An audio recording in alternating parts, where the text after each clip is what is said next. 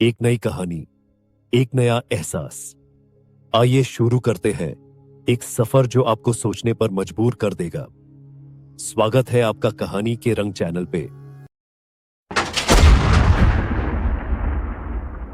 1959 की भीषण सर्दियों में रूस के ओरल पर्वतों में 9 युवा पर्वतारोहियों की मौत हो गई। यह कोई आम हादसा नहीं था। उनकी लाशें जिस हाल में मिली, उसने वैज्ञानिकों, पुलिस और शोधकर्ताओं को आज तक परेशान कर रखा है। 9 अनुभवी हाइकर्स, जो सभी युवा और मजबूत थे, वो सब बर्फीले पहाड़ों में एक अभियान पर गए, लेकिन कभी लौटकर नहीं आए। जब उनका शव मिला तो उनके शरीर की हालत इतनी भयानक थी कि वैज्ञानिक भी आज तक कोई ठोस निष्कर्ष नहीं निकाल पाए हैं। उनका टेंट अंदर से फटा हुआ था, जैसे उन्होंने खुद को बचाने के लिए भागने की कोशिश की हो।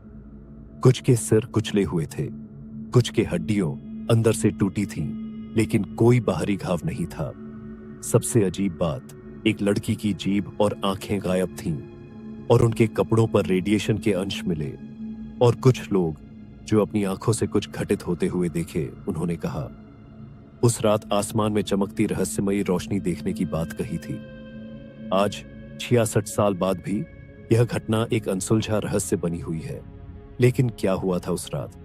यह कहानी उन्हीं 9 हाइकर्स की है और उस भयानक रात की जब उन्होंने किसी चीज का सामना किया जो इंसान नहीं थी।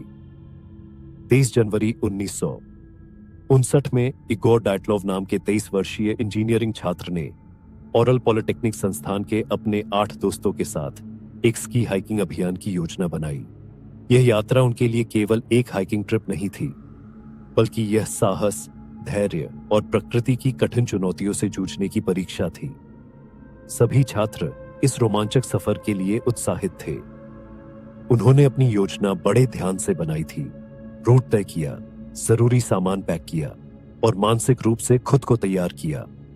उनकी मंजिल थी ओरल पर्वत की बर्फीली चोटियां, जहां कुदरत की खूबसूरती और उसकी कठोरता दोनों ही उनका इंतजार कर रही थीं। लेकिन उन्हें यह अंदाजा नहीं था कि यह यात्रा केवल एक अभियान नहीं, बल्कि इतिहास के सबसे रहस्यमयी और भयानक घटनाओं में से एक बनने जा रही थी। उनका लीडर इगोर डायटलोव, जो एक अनुभवी पर्वतारोही था, और टीम में सभी लोग अनुभवी पर्वतारोही थे। टीम के सभी लोग अपने परिवार वालों और दोस्तों से विदा लेकर वे सभी ट्रेन से सफर पर निकले। यूरी डोरोशेंको को डायरी लिखने का शौक था, तो उसने अपनी डायरी में ये लिखा था, यह सफर शानदार होगा, बस मौसम थोड़ा डरावना है। फरवरी को वे सभी पहाड़ों में घुसे और पूरा दिन एंजॉय किया, और अंधेरा होने से पहले उन्हें अपना टेंट भी लगाना था, क्योंकि वो सभी रात वही गुजारने वाले थे। टीम ने बर्फीले पहाड़ों में अपना टेंट लगाया। उस रात ठंड -30 डिग्री सेल्सियस तक गिर चुकी थी। जिनेडा ने अपने दोस्त निकोलाई से कहा, तुम्हें नहीं लगता कि यह जगह कुछ अजीब सी लग रही है? निकोलाई हंस पड़ा, डरो मत, यह सिर्फ पहाड़ों का सन्नाटा है। टीम ने रात का खाना खाने के बाद और थोड़ी देर हंसी मजाक किया और फिर सबने सोने की तैयारी की। लेकिन आधी रात को कुछ हुआ। रात के 2 बजे जिनेडा की नींद खुली। उसे लगा कि बाहर कोई खड़ा है। उसने धीरे से पुकारा, इगोर। कोई जवाब नहीं आया। तभी उसने सुना टेंट के बाहर बर्फ पर किसी के चलने की आवाज आ रही थी। उसने धीरे से टेंट का कपड़ा उठाया और बाहर झांका। कुछ दूर एक काली आकृति पहाड़ के कोने पर खड़ी थी, लंबी, दुबली और बेहद डरावनी। फिर अचानक आकृति ने उसकी ओर देखा और उसकी आंखें लाल चमक उठी। जिनेडा चीख पड़ी। टीम के बाकी सदस्य भी जाग गए। क्या हुआ? इगोर ने पूछा। लेकिन तभी पूरे टेंट में झटके लगने लगे, जैसे बाहर से कोई उसे हिला रहा हो।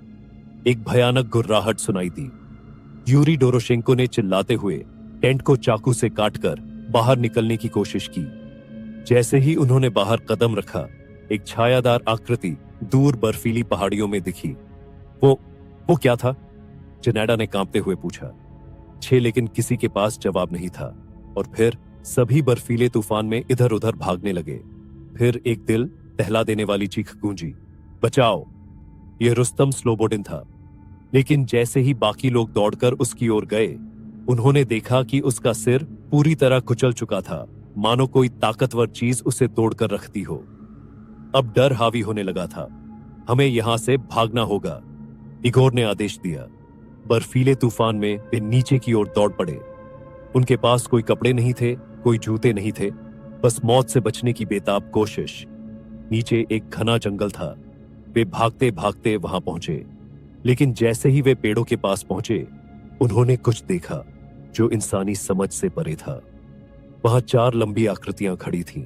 उनकी आंखों से हल्की लाल थी और फिर वे चलने लगे। कुछ घंटे बाद जब खोजी दल वहां पहुंचा तो उन्होंने जो देखा उसने सबको हिला दिया। यूरी और जनेदा का शरीर जला हुआ था। निकोलाई की पसलियों अंदर से टूटी थीं, लेकिन कोई बाहरी घाव नहीं था। सेम्पोन की आंखें और जीभ गायब थीं। उनके कपड़ों में रेडिएशन के अंश मिले। कोई इंसान इतनी ताकत से हड्डियों नहीं तोड़ सकता था। और फिर खोजी दल को पहाड़ के कोने पर कुछ मिला, बर्फ में बड़े बड़े पंजों के निशान। आज भी वैज्ञानिक यह समझ नहीं पाए हैं कि उस रात क्या हुआ था। बर्फीला दैत्य का हमला था या फिर कोई अलौकिक शक्ति का, या कोई सैन्य प्रयोग। लेकिन सच क्या है कोई नहीं जानता। और शायद यह पहाड़ अभी भी अपने रहस्य को छुपाए बैठा है। आपको कहानी कैसी लगी कमेंट करके जरूर बताएं। और ऐसे ही दिलचस्प स्टोरी सुनने के लिए चैनल को जरूर सब्सक्राइब करें।